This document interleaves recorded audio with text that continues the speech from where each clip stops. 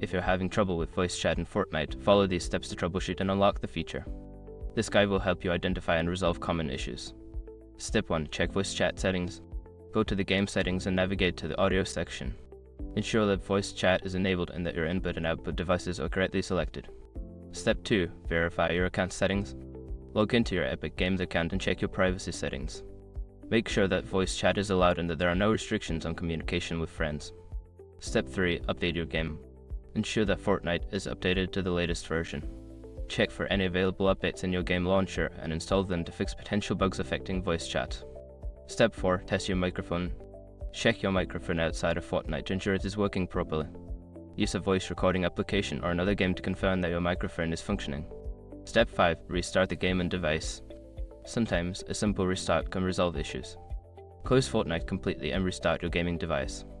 Launch the game again and check if the voice chat is now working. By following these steps, you should be able to resolve issues with voice chat in Fortnite. If problems persist, consider reaching out to Epic Games support for further assistance.